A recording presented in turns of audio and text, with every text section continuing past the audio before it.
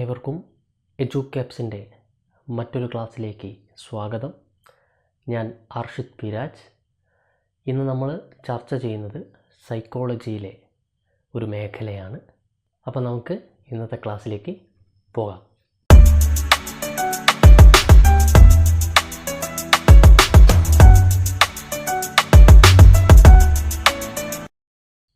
ഇന്ന് നമ്മൾ പഠിക്കുന്നത് സൈക്കോളജിയിൽ പ്രബലനം എന്ന് പറഞ്ഞ മേഖലയാണ്. പ്രബലനം അഥവാ റീഇൻഫോഴ്സ്മെൻറ്റ്. ഞാൻ കഴിഞ്ഞ ക്ലാസ്സിൽ പറഞ്ഞിട്ടുണ്ടായിരുന്നു പ്രബലനം എന്ന് പറഞ്ഞാൽ എന്താണ് എന്ന്. പ്രബലനം എന്ന് പറഞ്ഞാൽ ഒരു നല്ല ശീലത്തെ അല്ലെങ്കിൽ ഒരു നല്ല പ്രതികരണത്തെ അല്ലെങ്കിൽ ഒരു നല്ല പ്രവർത്തനത്തെ ബലപ്പെടുത്തുന്നത് എന്താണോ അതിനെയാണ് നമ്മൾ പ്രബലനം എന്ന് വിളിക്കുക. പ്രബലനം അഥവാ റീഇൻഫോഴ്സ്മെൻറ്റ്.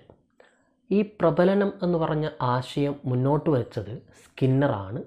സ്കിന്നറിൻ്റെ ഓപ്പറൻ്റ് കണ്ടീഷനിങ് തിയറി അഥവാ പ്രവർത്തനാനുബന്ധന സിദ്ധാന്തം എന്ന് പറഞ്ഞ സിദ്ധാന്തത്തിലാണ് പ്രബലനം എന്ന് പറഞ്ഞ ആശയത്തെക്കുറിച്ച് അദ്ദേഹം ചർച്ച ചെയ്തിട്ടുള്ളത്.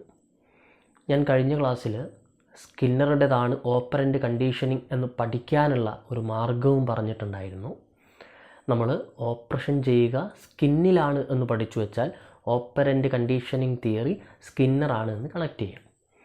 അപ്പോൾ നമുക്ക് തിരിച്ചു വരാം. ഈ പ്രബലനത്തെ നമുക്ക് രണ്ടായിട്ട് തിരിക്കാം. ഒന്നാമത്തത് പോസിറ്റീവ് റീഇൻഫോഴ്സ്മെൻറ്റ്, രണ്ടാമത്തത് നെഗറ്റീവ് റീഇൻഫോഴ്സ്മെൻറ്റ്. അപ്പം നിങ്ങൾക്ക് കാര്യം മനസ്സിലായിട്ടുണ്ടാവും. പോസിറ്റീവ് റീഇൻഫോഴ്സ്മെൻറ്റ് എന്ന് പറഞ്ഞാൽ ധനാത്മക പ്രബലനം. പോസിറ്റീവ് റീഇൻഫോഴ്സ്മെൻറ്റിൻ്റെ മലയാളം ധനാത്മക പ്രബലനം എന്നാണ്. നെഗറ്റീവ് റീഇൻഫോഴ്സ്മെൻറ്റിൻ്റെ മലയാളം ഋണാത്മക പ്രബലനം. നെഗറ്റീവ് റീഇൻഫോഴ്സ്മെൻറ്റിൻ്റെ മലയാളം ഋണാത്മക പ്രബലനം. അപ്പോൾ ആദ്യം നമുക്ക് എന്താണ് പോസിറ്റീവ് റീഇൻഫോഴ്സ്മെൻറ്റ് അഥവാ ധനാത്മക പ്രബലനം എന്ന് നോക്കാം. ധനാത്മക പ്രബലനം എന്ന് പറഞ്ഞാൽ ഒരു നല്ല ശീലത്തെ അല്ലെങ്കിൽ ഒരു നല്ല പ്രതികരണത്തെ ബലപ്പെടുത്തുന്ന പോസിറ്റീവായിട്ടുള്ള പ്രബലനം, അല്ലെങ്കിൽ ഒരു നല്ല ശീലത്തെ ബലപ്പെടുത്തുന്നതിന് സഹായിക്കുന്ന പോസിറ്റീവായിട്ടുള്ള കാര്യത്തിനാണ് നമ്മൾ എന്ത് പറയുക? ധനാത്മക പ്രബലനം എന്ന് പറയാം. ഒരു നല്ല ശീലത്തെ നിലനിർത്തുന്നതിന് അല്ലെങ്കിൽ ഒരു നല്ല ശീലത്തെ രൂപപ്പെടുത്തിയെടുക്കുന്നതിന് സഹായിക്കുന്ന പോസിറ്റീവായിട്ടുള്ള കാര്യത്തെയാണ് നമ്മൾ ധനാത്മക പ്രബലനം എന്ന് പറയാം. അപ്പോൾ അതിൻ്റെ ഉദാഹരണം കൂടെ കിട്ടിക്കഴിഞ്ഞാൽ നിങ്ങൾക്ക് കാര്യം മനസ്സിലാവും. ഒരു കുട്ടി ഒരു കാര്യം അധ്യാപകൻ പറഞ്ഞപ്പം ആ കാര്യം കൃത്യമായിട്ട് ചെയ്തു വന്നു. അപ്പം അധ്യാപകൻ ആ കുട്ടിയുടെ തോളത്ത് തട്ടി ഒന്ന് അഭിനന്ദിക്കുന്നു. അല്ലെങ്കിൽ ആ കുട്ടിയെ ഒന്ന് അധ്യാപകൻ ചേർത്ത് പിടിക്കുക. അല്ലെങ്കിൽ അധ്യാപകൻ ആ കുട്ടിക്ക് എന്ത് നൽകുക? ഒരു സമ്മാനം നൽകുക, ഒരു മിഠായി നൽകുക. ഇതൊക്കെയാണ് ധനാത്മക പ്രബലനം. ഇപ്പോൾ ഉദാഹരണത്തിന് പരീക്ഷ നടത്തി 20ൽ 20 മാർക്ക് വാങ്ങിയ കുട്ടിക്ക് അധ്യാപകൻ ഒരു മിഠായി നൽകുകയാണെങ്കിൽ, മിഠായി നൽകുകയാണെങ്കിൽ കുട്ടിക്ക് അടുത്ത തവണയും അതേപോലെ നന്നായി പഠിച്ച് പരീക്ഷയിൽ ഉന്നത വിജയം കാഴ്ചവെക്കാനുള്ള ഒരു താല്പര്യം വരും. അതായത് കുട്ടി ചെയ്ത ആ ഒരു പ്രവർത്തനത്തെ അല്ലെങ്കിൽ കുട്ടിയുടെ ആ ഒരു ശീലത്തെ, നന്നായി പഠിക്കുക എന്ന് പറഞ്ഞ കുട്ടിയുടെ ആ ശീലത്തെ അധ്യാപകൻ മിഠായി നൽകുന്നതിലൂടെ, ഒരു പോസിറ്റീവായിട്ടുള്ള പ്രബലനം നൽകുന്നതിലൂടെ അധ്യാപകൻ ആ പ്രബലനത്തിലൂടെ ആ ഒരു പ്രതികരണത്തെ ശക്തിപ്പെടുത്തുകയാണ് ചെയ്യുന്നത്. ഇത്തരത്തിൽ ഉള്ള പോസിറ്റീവായിട്ടുള്ള പ്രബലനത്തെ അല്ലെങ്കിൽ റീഇൻഫോഴ്സ്മെൻറ്റിനെയാണ് നമ്മൾ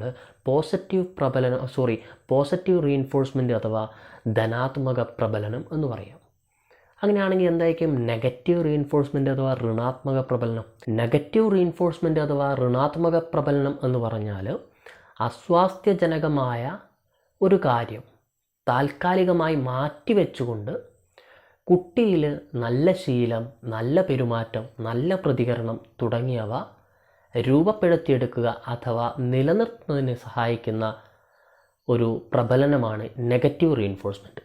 ഉദാഹരണത്തിന് അധ്യാപകൻ പറയുകയാണ്, പരീക്ഷയിൽ 20ൽ 18 മാർക്ക് വാങ്ങുന്ന കുട്ടികൾ ഇമ്പോസിഷൻ എഴുതണ്ട.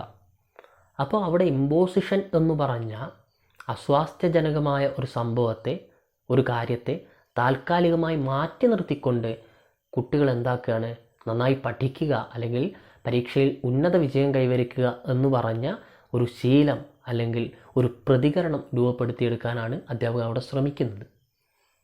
ആ ഒരു ഇമ്പോസിഷൻ എന്ന് പറഞ്ഞ അസ്വാസ്ഥ്യജനകമായ കാര്യത്തെ താൽക്കാലികമായി അവിടെ മാറ്റിവെക്കുകയാണ്. അങ്ങനെ മാറ്റിവെക്കും എന്ന് അധ്യാപകൻ പറയുമ്പോൾ, അല്ലെങ്കിൽ കുട്ടികളെ 18 മാർക്ക് വാങ്ങിയ കുട്ടികളെ ഇമ്പോസിഷനിൽ നിന്ന് ഒഴിവാക്കുമെന്ന് അധ്യാപകൻ പറയുമ്പോൾ, കുട്ടികൾ നിർബന്ധമായിട്ടും എന്ത് ചെയ്യും, നന്നായി പഠിച്ച് എങ്ങനെയെങ്കിലും 18-ന് മുകളിൽ മാർക്ക് വാങ്ങാൻ ശ്രമിക്കും. അപ്പോൾ കുട്ടികൾക്ക് ആ ഇമ്പോസിഷൻ എന്ന് പറഞ്ഞ അസ്വാസ്ഥ്യജനകമായ കാര്യം ചെയ്യാൻ താല്പര്യമില്ല. അപ്പോൾ കുട്ടി നന്നായി പഠിക്കും. ഇത്തരത്തിൽ ചെയ്യുന്നതാണ് നെഗറ്റീവ് റീഇൻഫോഴ്സ്മെൻറ്റ്. അപ്പോൾ നമുക്ക് പഠിക്കാനുള്ള ഈ 2 കാര്യങ്ങളേ ഉള്ളൂ. ഇന്നത്തെ ക്ലാസ്സിൽ നമ്മൾ ഈ 2 കാര്യങ്ങളാണ് ചർച്ച ചെയ്യുന്നത്. തുടർന്നുള്ള ക്ലാസ്സുകളിൽ നമ്മൾ ഇനിയും കൂടുതൽ ആശയങ്ങൾ ഇത്തരത്തിൽ കൈകാര്യം ചെയ്യും. വ്യത്യസ്തങ്ങളായ കോഡുകൾ പറയും. നിങ്ങൾക്ക് വളരെ എളുപ്പത്തിൽ പഠിച്ചു മാറാൻ പറ്റുന്ന രീതിയിൽ വളരെ സിമ്പിളായി ക്ലാസ് മുന്നോട്ട് കൊണ്ടുപോകും. അപ്പോൾ നിങ്ങളുടെ തുടർന്നുമുള്ള സപ്പോർട്ടാണ് ഇത്തരത്തിലുള്ള ക്ലാസ്സുകൾ ചെയ്യാൻ നമ്മളെ പ്രേരിപ്പിക്കുന്നതും അതുപോലെ തന്നെ ഈ ഒരു ചാനലിൻ്റെ വളർച്ചയും. അപ്പോൾ എല്ലാവരും എന്നും പറയുന്ന പോലെ ചാനൽ സബ്സ്ക്രൈബ് ചെയ്യുകയും എല്ലാ സുഹൃത്തുക്കളിലേക്കും ചാനൽ എത്തിക്കുകയും ചെയ്യുക. നിങ്ങൾക്ക് ക്ലാസ്സുകൾ ഇഷ്ടപ്പെടുന്നുണ്ടെങ്കിൽ ചാനൽ ഒന്ന് സബ്സ്ക്രൈബ് ചെയ്ത് ലൈക്ക് ചെയ്യുക. ചാനൽ ഇഷ്ടപ്പെട്ടില്ല, ക്ലാസ്സുകൾ ഇഷ്ടപ്പെട്ടില്ല എന്നാണെങ്കിൽ ഡിസ്ലൈക്ക് ചെയ്യുക. ഇനിയുള്ള വരും ദിവസങ്ങളിലെ ക്ലാസ്സുകൾക്കായിട്ട് ബെൽ ബട്ടൺ എനേബിൾ ചെയ്തുകൊണ്ട് നമ്മൾ ക്ലാസ്സുകൾ അപ്ലോഡ് ചെയ്യുന്ന അതേ സമയം തന്നെ നിങ്ങൾക്ക് ക്ലാസ്സുകൾ ലഭ്യമാകാൻ പ്രത്യേകം ശ്രദ്ധിക്കുക. അപ്പോൾ നമുക്ക് അടുത്ത ക്ലാസ്സിൽ കാണാം. ഏവർക്കും ഒരു നല്ല ദിനം ആശംസിക്കട്ടെ. അപ്പം അടുത്ത ക്ലാസ്സിൽ വീണ്ടും കാണാം. Thank you.